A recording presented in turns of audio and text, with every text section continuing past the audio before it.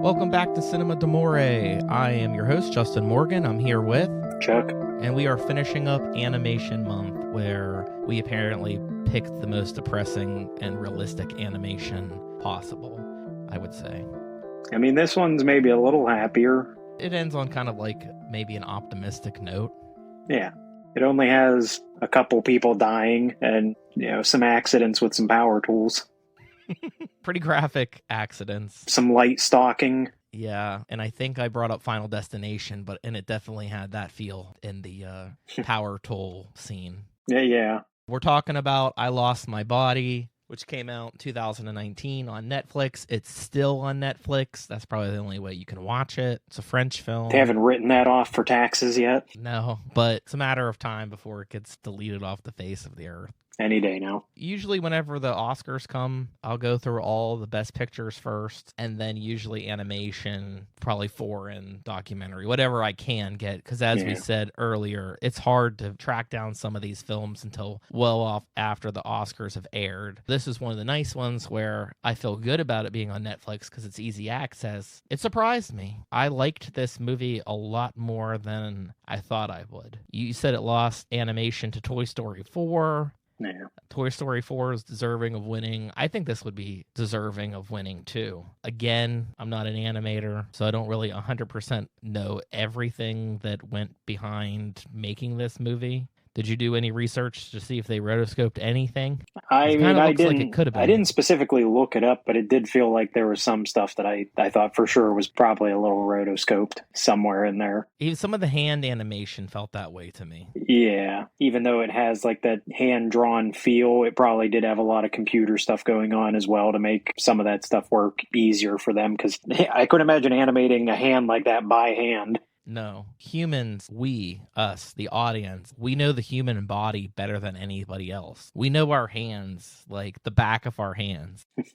When you see something animated, it either feels right or it doesn't. And this did, but what I mean by it is, if they didn't take their time to make the hand move realistically, then it would have threw us off. I mean, there's a little bit of fantasy. Oh, well, there's a lot of fantasy. The premise, we start with this severed hand that is trying to find its body, the body that it used to be attached to. The hand more or less has flashbacks. Most of the story is told visually without needing any dialogue, but we do have dialogue. The sound design is important to the movie. Yeah, our main character, Naufel. Yeah. Did it also make you think of Spider-Man 2? Because he's a terrible... Spider-Man? No, I'm talking about that he's a terrible pizza delivery guy. Oh, no. I was actually thinking there's one moment with the hand where it's trying to get across the street in the river with an umbrella, and it gets scared and kind of like holds onto the wall and then gets ripped off the wall or like crumbles under its fingers. Yeah. And it made me think of Into the Spider-Verse when he jumps for the first time. That's what I thought you were talking about. But yes, he is also a very terrible pizza delivery guy that works at Fast Pizza, and he is not fast enough. Although it's right in the name. Yeah, 20 minutes is not great. Yeah. I don't think I would ever make the 20 minutes. But yeah, he's a terrible pizza man. He's a terrible woodworker. Basically, any job that he tries, he's not good at. I guess he was okay somewhat with his woodwork. I mean, he was good with woodwork. He's just very clumsy and doesn't pay attention to things. I mean, he built that igloo by himself.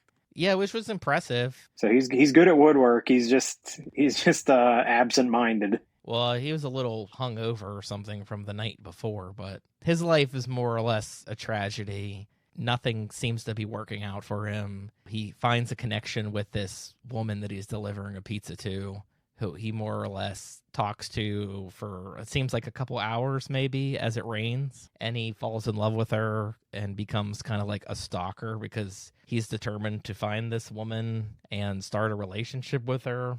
And he does everything in his power to be kind of creepy about it. I mean, I think he has good intentions, but, he is literally stalking her. He's just nervous. He's nervous, yeah. So he just offers to be an apprentice wood carpenter. He's not even a good liar because he's a pizza delivery guy. And she's like, what did you used to do? And he's like, I delivered sushi. He more or less, while following her, comes across her when she's talking to her uncle and on the spot lies about wanting a woodworking job. he does do a pretty good job of like cleaning up the shop and everything. Like he's not a terrible employee. He's not there for the right reasons. Yeah, you have to drive that van around and blast some French rap music. It always has to be French rap. Yeah. Laying on, it's French rap. It's always been, always will be. Black and white photography, black and white animation. The very first time that I watched this movie, I don't know what you thought, but I assumed that the guy was dead. And I don't know if it's because the hand awakens from inside of a refrigerator with eyeballs and shit like that. I was almost expecting that I did think it was like going to be more of a zombie movie or something.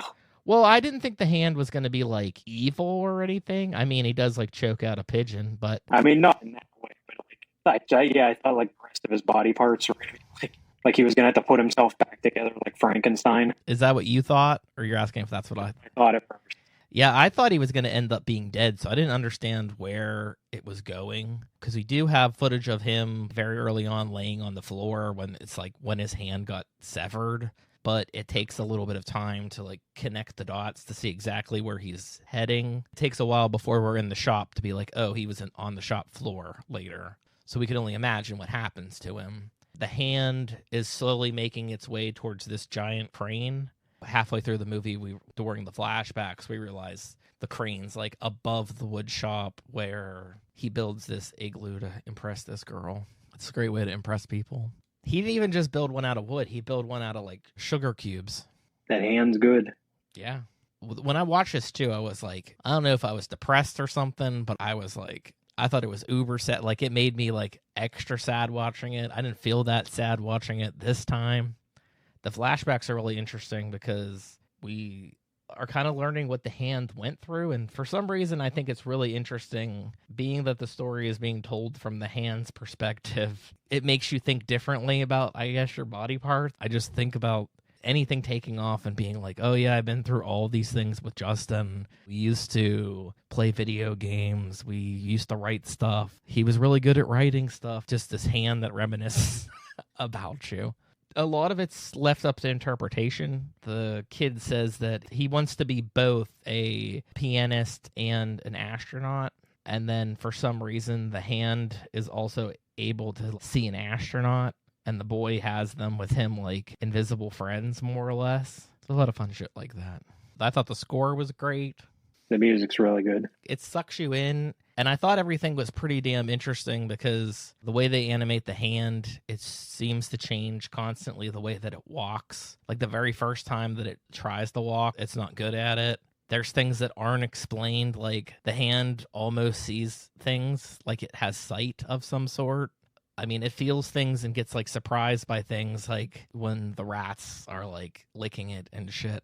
But the hand is also like, oh, I'm almost to that tower. And I'm like, how the hell does the hand know how to get there? I don't know. It just knows.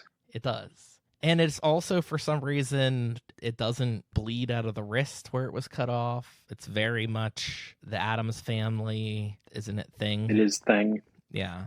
It's very much that.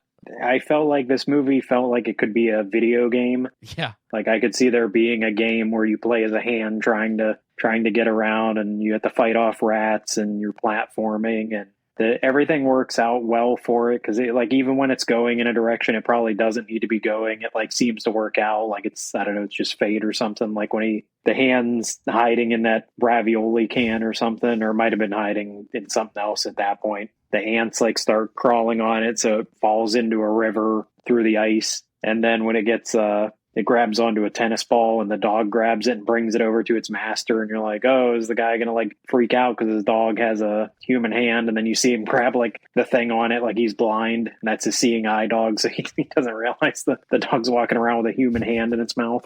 Which is funny, too, because it's like that guy made it all the way back to his apartment without anyone being like, oh, cute dog. Yeah, and no one else. Seeing a severed hand. But yeah, that shot's actually pretty good, too, because it's of the dog. And he opens up his seeing eye stick or whatever that stick is called. I don't know what it's called. So they don't really focus on him too much. And then when he does come in contact with the hand, because the blind guy plays the piano, and the hand is reminiscing about how it used to play the piano. It's like watching the guy, and the guy goes to reach for his whiskey or whatever the hell he has, and he touches the hand and he gets grossed out because he thinks he touched a rat. I mean, the severed hand is seen by a child, at least one child, if not two children, where it walked. Yeah, and a drunk there's guy, like a kid on the bus that sees it. Yeah, the drunk guy in the subway saw it, but I don't think he probably didn't know what the hell he was looking at. Thought the hand was gonna have to like save the baby because the mother like walks out of the room with the baby in a tub, and I'm like, well, that's how your baby drowns. Yep. When you just walk out of the room and leave it there. I was like, is he gonna have to like save the baby, like pull out the? I thought he was gonna have to like dive in and like pull out the stop for the tub or something like that. Yeah, it almost should have done that. I mean, it didn't need to. Yeah, Didn't really need anything else added to the story, I don't think. But you might as well have the hand save somebody. I mean, it accidentally strangled a pigeon, and the pigeon was just trying to get the hand away from its trying nest. to push it out of the nest. Just like a hand in a gutter. I don't know. I was expecting more people to like maybe come across the hand, but they never do. They're just kind of ignorant to it. Nobody notices anything like that. Yeah, when it's on its umbrella, hanging around on the umbrella and shit, like nobody sees it. It kind of is built like everything is memory, like everything is these key moments. It makes me think of maybe a dream or something that you would have. Like that's sort of why when we see the kid has a flashback, and they do the flashback a couple different times for like different perspectives. The first time that you see him with his parents in the car, the dad's staring at him when he drives, and then we know there's a wreck, and then he's at the funeral, and he's at the funeral with his imaginary older versions of himself, the astronaut and the pianist. So it kind of delves into kind of like a fantasy right off the bat. And there's also this other character of a fly. The first memories that the hand has is of the boy being taught how to catch a fly. Not how gross fucking flies are, but they're like, yep, they're faster than you. So you just kind of have to go for where you think it's going to go. And hopefully you get lucky. And it's not always going to work out. But that damn fly is the fucking Grim Reaper. We always have to have a Grim Reaper. If it's a rabbit or a fly, that seems to be the common theme. We didn't pick very happy animated movies at all. Not the happiest we could have got. I mean, you know, this movie lost to Toy Story 4, and Toy Story 4 is literally about a character that wants to kill himself because he's been brought into a world that he doesn't want to be in. And he's the most depressed character you've ever seen in your life. Yeah. You could still find merchandise in stores. It's like Forky action figure. I'm like, that character wanted to kill himself multiple times in that movie. That's all he talks about. It's like, I want to kill myself. I absolutely have a Forky action figure. The movies that people might think are happier, like a Toy Story, are actually secretly covering characters that are very depressed. Almost all the Toy Stories have very depressing moments in it. And for the most part, they just kind of escalate. Like, they just get worse and worse and worse. Yeah. This story I found kind of unique. I didn't know exactly where it was going. I thought since the flashbacks were more sentimental, I didn't think it was going to be like zombie. But you know what? Maybe it would meet up with other body parts or something, you know? The other hand, the foot. You're like, what happened to this guy? Yeah. He all got torn up into pieces or something. Maybe it's just a little morbid, but something about it I thought was super interesting about that aspect. Yeah. And I mean, I would agree with you. You are like, you have to get some context clues to know, like when you see that beginning where something's happened to him and you see his glasses are broken and he has a black eye, and then you know the hand got separated from him somehow. So it's like, oh, he had an accident in some way. Yeah. In the beginning, it's like he's delivering pizza, and you're like, well, I don't think he lost his hand yet. It really is when he's like, I want to be a carpenter, and you just see like band saws and hacksaws sitting around. And you're like, oh, well, this is definitely where he loses his hand. Yeah. Now you're just waiting for the part, and it's like as soon as you see him come into work, because he got drunk the night before, because he revealed to that girl that he was kind of been stalking her for months now, working with her uncle. He's like, I was the pizza guy, remember? It's weird. So he goes out drinking. Then when you see him the next day with like his glasses are broken, they're taped back together, and he has that black eye, and you're like, oh, well, this is the day it happened. Like, when's he gonna do it? And then he like keeps waving his hand around the running saw at that fly. It gets back into that tense moment of he's paying more attention to the fly than he is anything else. So he's trying to grab this fly. His hand just narrowly misses that saw blade like several times. Yeah. Actually, I think it's a pretty cool shot when he does finally snap to catch the fly, and then his dad's watch gets stuck in the machine and just rips his fucking hand off. It's like, it's such a violent moment. That's what I was like. I was like, is this movie like? Because for the most part, the movie hadn't been like, even with like showing the car crash with the parents, like it wasn't like super graphic. And I was like, is it just gonna like cut to he got his hand cut off there, or is it fully gonna show? And it's like, no, it fully shows like the saw like ripping his hand off. I was like, okay. Yep, passing out from losing his hand. Yeah. And there's no real explanation. I guess they couldn't reattach a hand, so it must have just been... I don't know what place he was at. It seemed like a skull. Like the hand ended up at some sort of skull for anatomy or something like that, because it had the skeleton and the eyeballs and the hands, so that's all I could imagine it was for people to... Like you said, it's not really explained, but maybe the hand escaped before they could reattach it, and they were just like, oh, son of a bitch, that hand's gone. That would actually... And then they were just like, they just had to send him home. They were just like, I don't know, buddy, because the hand's gone for like a few days, and yet when it gets to like the very end, it feels like he only just got out of the hospital, so I'm like, maybe the hand did like just go missing. The refrigerator that he's in is weird too. It's like a little locker room of some sort that they're in, and I'm thinking, why would they be storing these body parts? Just got a big bag full of eyeballs. The guy that walks in, the cleaning guy, like just steps on one. And he's just like, oh, gross. I got an eyeball. Yeah, could you imagine stepping on a human eye? Oh shit, I know they needed this. Besides it being gross, you're like, fuck. You didn't know what this movie was about when you started it. I didn't necessarily know that it was even a severed hand or anything like that. Like I didn't even pay that close attention to the poster, which is like a big handprint.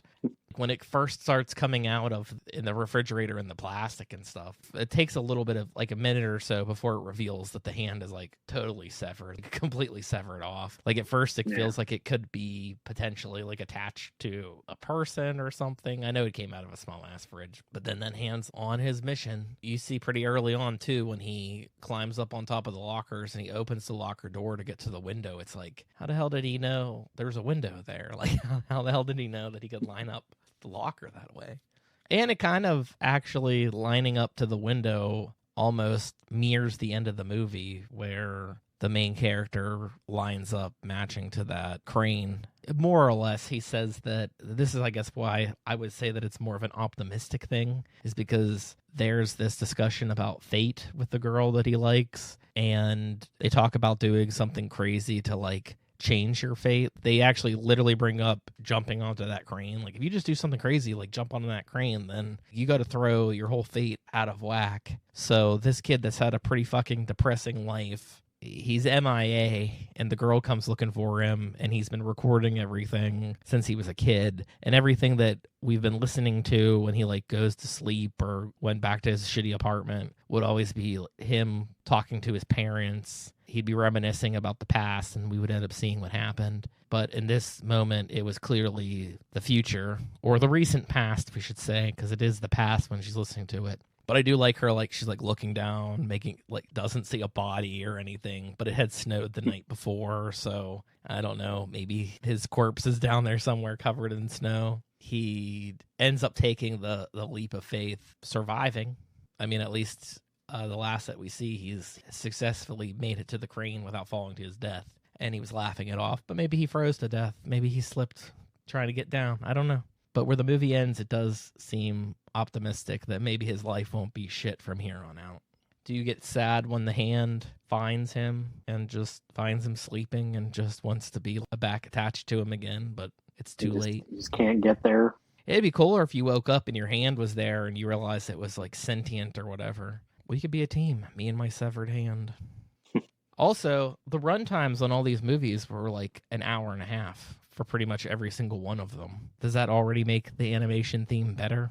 I can't think of too many animated films that are much longer than an hour and a half.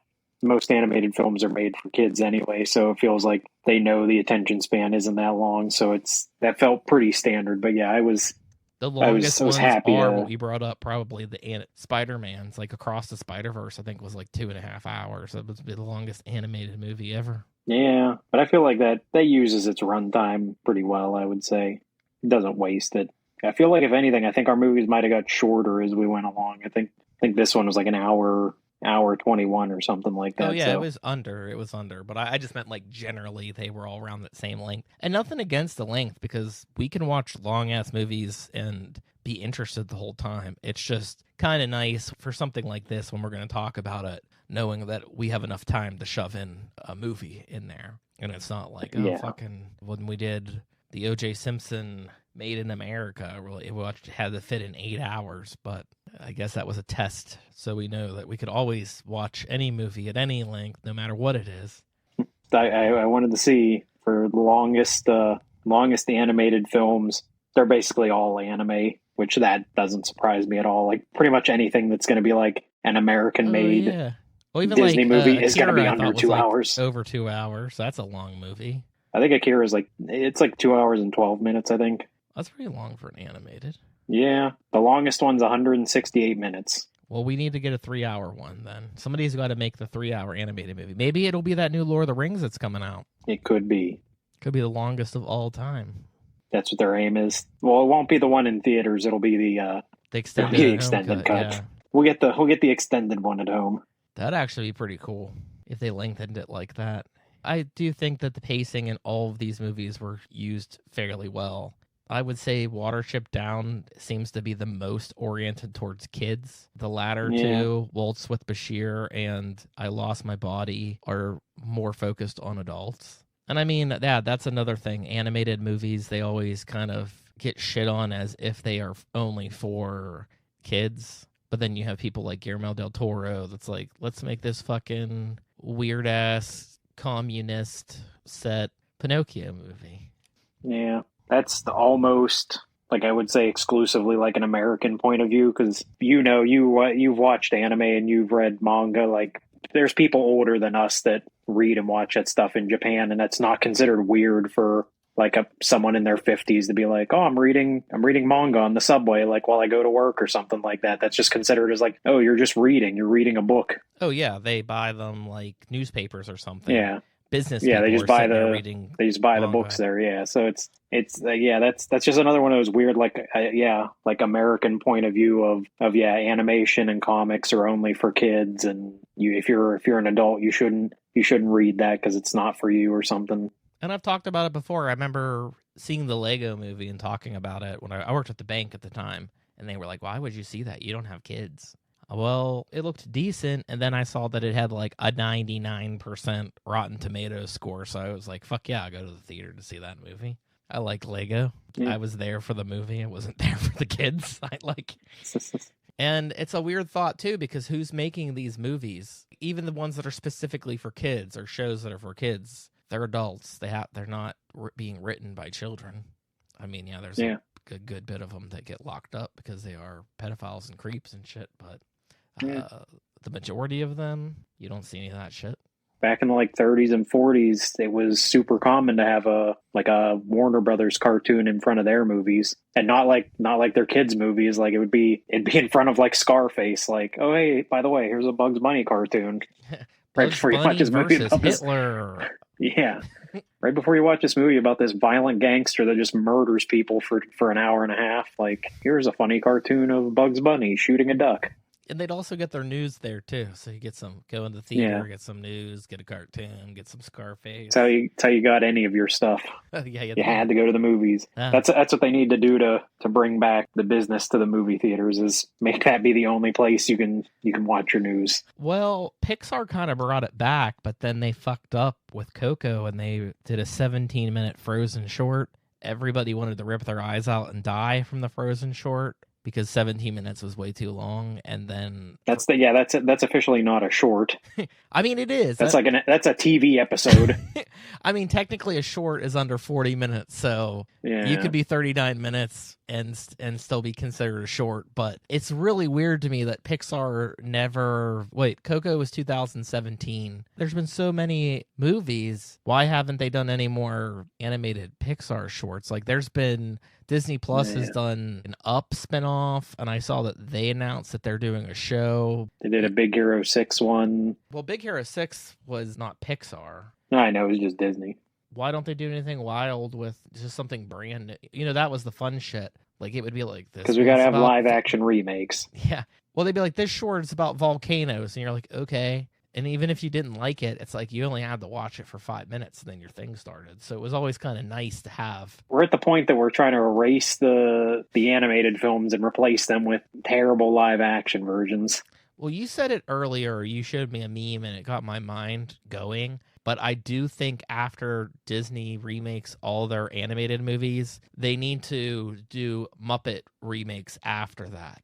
Yeah. With one live actor, like the whole Muppet setup. But that would be great. Like, I'd go see that. That feels like another thing that they're failing with to properly utilize Muppets, which feel like the easiest thing in the world to do something with, and they feel like they made those 2 movies, and then they're just like, I don't know, we can't figure out what to do with Muppets anymore. They've had like 2 TV shows too. They had one on ABC that was like The Office. It was weird and got canceled, and then there was one on Disney Plus. I don't think it's technically canceled, but it seems to be slow with them coming out with any new episodes. Yeah. But yeah, that would be great to be like, oh yeah, here is Aladdin starring Kermit. I don't know, just have like one real person play like Jafar or something. Like I don't know. I don't know who they decide. Just at random, flip a coin or something. Just decide. I'd be all for that. Or let's do some live action movies that they've done and make them animated. Like let's go the other way. Yeah. I mean, they could do stuff. Yeah, that's a good idea. Make The Rocketeer. Make it an animated movie. It'd probably work better than the live action version. Right. Tron animated. Yeah. I think they did that already, technically. They technically have already done that. John Carter, animated. Again, probably would work better than the live action version. And no offense, that live action version is not a bad movie. I just think it just bombed. I mean, offense, that live action movie. That movie's not a good movie. What isn't a good movie? John Carter? John Carter. I thought John Carter was fine. I mean, I don't think it was shit. But they should have kept the title, and it did have Bryan Cranston in it. It did. They knew what they were doing. That was when they were still trying to make Taylor Kitsch a thing. Oh, that fucking ruined his career. I mean, he did pretty much, yeah. The bad season. I don't mind it too much, but he did the quote unquote bad season of True Detective and John Carter, and then his career was like I have not seen him since. He was Gambit. Yeah, he was the bad Gambit in the bad Wolverine movie. And because he didn't get resurrected for Wolverine and Deadpool, he didn't get pulled back for that. Yeah, I mean, maybe he could. They have multiple versions of the same characters. Would be clever. I mean, animation is wild. I do agree with you. You brought it up on the last episode where we talked about claymation, and we didn't do anything like that from Henry Selick, or is it called Leica? The one all the stuff at Leica, yeah. Kubo, and, the 2 strings is great. Kubo, Coraline. Yeah, there's all those. What's their other ones? Missing Link. I did like Paranorman, Box Trolls. Yeah. Those are all really good to decent. I don't think there's any that are really terrible. But then even like things like I liked Frankenweenie a lot, the remake. Yeah. I thought that was pretty good. I mean, that's animation. That would be, well, we're going to have to do a claymation month or something to make up for the fact that we skipped it. Or a puppet month. Yeah. Do some puppet-related movies, because I believe we brought up Dark Crystal recently, too. So we've got Muppets, we've got puppets, we've got claymation. I mean, we could have even done something crazy like the new Lion King or something. That would be maybe disappointing for people being like, they're talking about the Lion King. Oh, shit, they're talking about the new Lion King. Because that's all completely animated, too. Which we didn't. Yeah. Also weird. Most of our animated movies kind of, they're all 2-dimensional. There's definitely computer effects in our last 2 ones, but there's not like, it's not something like the original Toy Story where there's just the whole thing is CG. So for animated, we really somehow found a very specific type of animation that we decided to talk about. I think it was just because we were looking for things that were different. And I know that you didn't see Watership Down or I Lost My Body. And I thought, well, those are both pretty interesting movies to watch. So I recommend them. Yeah, between what I picked and the 2 that you went with, it is a little bit of like, I don't know, trying to get away from everything just being CG.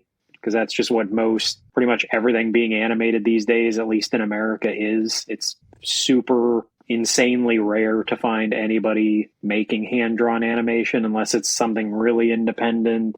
Or yeah, you have to go to foreign films like Japan or France or something like that they're actually still producing just hand drawn animation with some things enhanced by computers, but still mostly doing things by hand. And that's a good point too, because our movies are also, none of them are American. They're British, Israeli, and French.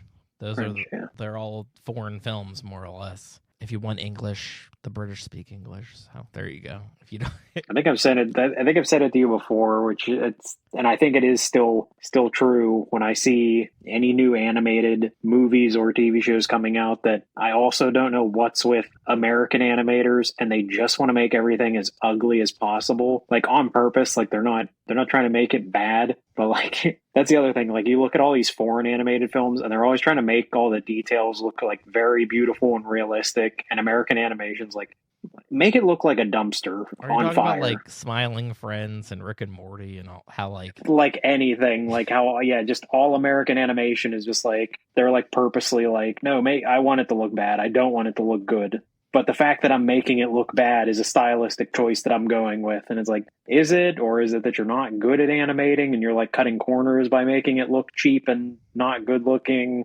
Yeah, or you had to make it cheap and not good looking because that's what you were stuck with. And then when people started to like it, obviously you're not going to make it look any different than what they've already started liking.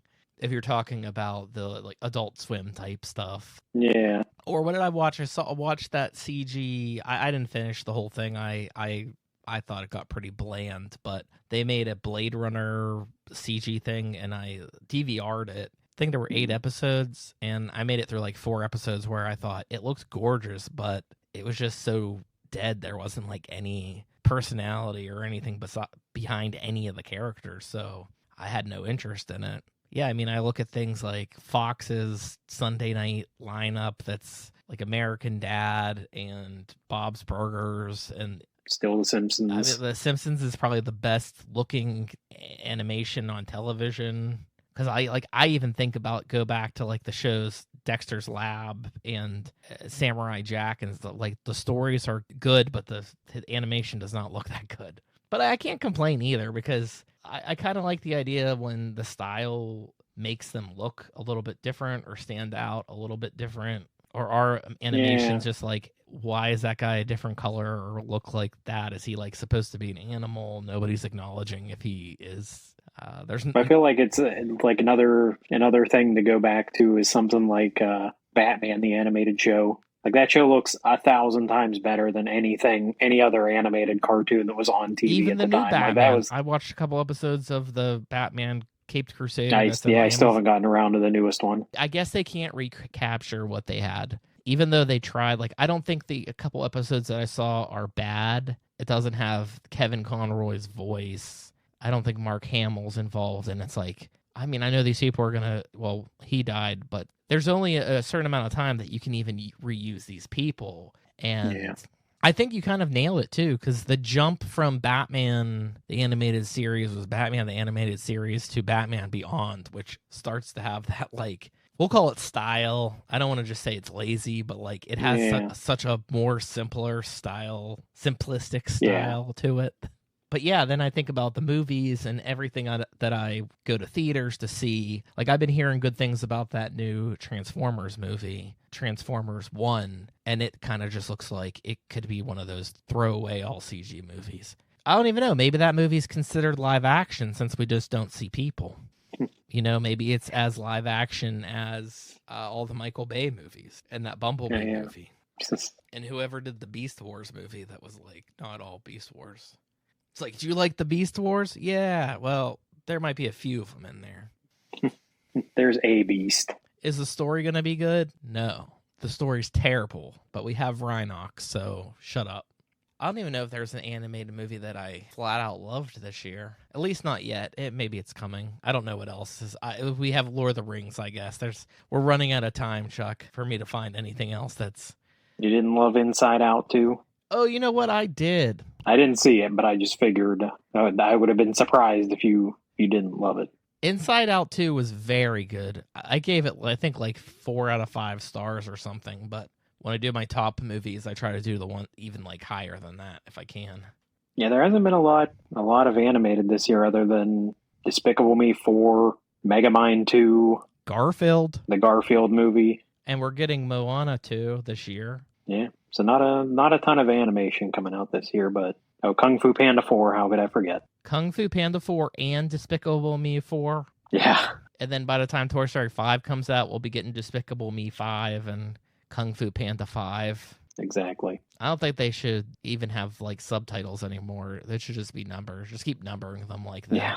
They already fucked up with the Minions movies. There's like 2 of those, so they're really on Despicable Me 6 at least. I am interested. I know I brought it up, and I can't remember if I brought it up specifically just because of animation or if it was something else, but I am interested to see the Pharrell biopic that is all Lego. Is that going to be in theaters? Or is that coming to like... I think it's in theaters. It might be like more limited release. And I think it's just his biography, but they do it completely with Legos. Yeah. It's almost like, I think it's almost like a rotoscope with Legos.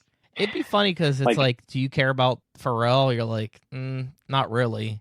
Well, what if we tell you the story completely with Legos? You're like, all right, I'd watch that. Yeah. We might have to because I don't think we're getting any Lego Master this year. I don't know if they filmed it or what. They greenlit another season, but with all the strikes and stuff, who knows what they filmed? I'm going to have to track down the Australian version and just watch those. I heard almost every country's version's better than ours, which I can see. I've seen some of theirs. They blow up the models even more than the American one does. Well, they even said like there's been 4 seasons of that, and the last 2 seasons people joke because it's called Lego Masters, and it's like these guys are like not making that impressive of stuff. Like they're more like Lego amateurs. They said like some of the Australian one's apparently the best one with the most detail and stuff. So I'll have to track that down and watch it on Tubi or something weird like that. I'm all for that. Yeah. The Pharrell documentary has piqued my interest, which I have to think. I just imagined like Warner Brothers with all their Lego movies. They made 2 Lego movies. They made the Batman Lego movie and the Ninjago one, and now hopefully they're behind the Pharrell documentary. I don't know if it's all the same. Sorry, Inside Out 2 was good. I don't know if I liked it I think I liked the first one a lot more, but I think the second one was up there. And yeah, I'd usually look forward to the latest Pixar movie. And I think whenever Elemental came out, I didn't even see that in theaters. Like, we didn't rush to go see that movie. That was also probably just as good as Inside Out 2, though. Yeah. If that helps you out. It helps make your decision. It might make somebody's decision. I don't know. If they're more family-oriented, there's things in there that adults will enjoy. I think that's the thing I would struggle with the most, because there are, every once in a while, you'll put in an animated movie, and it's fucking dumbed down like kids are completely stupid. But I wouldn't be like, my kid's better than that. They're going to watch Waltz with Bashir. They're not dumb. They can understand this shit. I liked our choices. I thought that they were good. Hopefully they would spark some interest, because I don't feel like the normal person, the average person, has seen all these. More likely than not, Watership Down. But like I said, there was an animated mini-series, well, like a CG mini-series on Netflix that I may or may not watch, depending on how long it is. Maybe that piqued some kids' interests, and they sought out the old one from the late 70s. I don't know. Yeah. We have a couple more episodes until we're done with this season, more or less. We only have 3 more episodes, and then we hit the next season. We're going to continue our genre picks until the end of the year, and then starting next year, we'll start a brand new theme. We're going to have a week off, and then we're going to get into exactly what you expected us to get into for October, which is romance. It was always going to be romance. And I know that everybody thought for October we were 100% doing romance. And they were right. So hopefully they're in the mood for some romance, because that's what they're getting. And again, too, we've been doing 3 movies. It's going to be 3 movies for the romance part 2. In a way, it's not enough. I mean, I don't necessarily want to corner us to do one genre for several months, but with animation, we didn't necessarily cover a lot of different types of animation. But I agree. Like you said, animation is just another way to tell the story. I think all the stories that we just went through, Watership Down, Waltz with Bashir, I Lost My Body, all three of those movies, maybe it helped them because I don't know if I would want to watch the live action hand that they like deleted the person's body for. Like this, is it something you haven't seen before? Maybe. I can't think of a movie quite like this where a body's trying to hunt down or a hand is trying to hunt down the rest of their body. And like you said, it just starts right out of the freezer, and you don't know if there is a body waiting for him. You don't know necessarily what happened to the kid. But I do appreciate the visual style because like the hand has this mole on it, so when it goes back to the flashbacks for when he's a little kid, it's black and white, but he's got the mole on his hand, so it's like you very well know that it is that hand. I don't have a lot of questions from when I watched this movie. Whatever my brain came up with as answers to what I was watching, like I was fine with. I didn't get confused, and I wasn't thinking like that doesn't make sense, or like I never cared why the fuck there was a hand moving around, because if you think you're going to get some crazy scientifical backstory about why the hand is sentient or whatever, you're not getting it in this movie. That's how things are going to be. Just what happens. And it is funny because I was like, the animation style on all of them are realistic looking, but they all delve into like a fantasy element. Even like Waltz with Bashir, where the guy's imagining the woman coming out of the sea and like babying him in a dream. It's maybe more realistic overall with everything that's happening in there. They all hold up too. That's another downside. I've seen all these movies before. And I've seen all the romance movies. I know there's at least one movie that you've picked that I have not seen before, so I at least have one before the end of the year. That's going to be a surprise for me. Any others, maybe I just haven't visited in a long time, so I'm excited about it. So stay tuned. 2 weeks, and we're back. Romance. Be there. We'll be there. Chuck and I will be there. Thanks, everybody.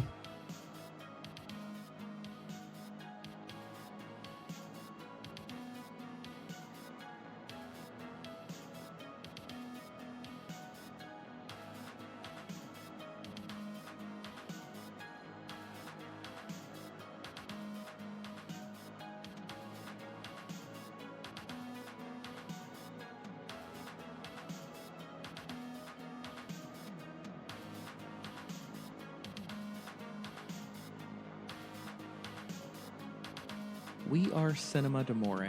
Follow us on Facebook and Twitter to stay up to date with news and information on upcoming episodes. Find us on Apple Podcasts, Google Podcasts, Podbean, Spotify, Amazon Music, Audible, Pandora, Alexa, or iHeartRadio. It would be greatly appreciated if you subscribe to our podcast on your platform of choice. We also appreciate feedback, so rate us, review us, and let us know what you think. And above all else, thank you for listening.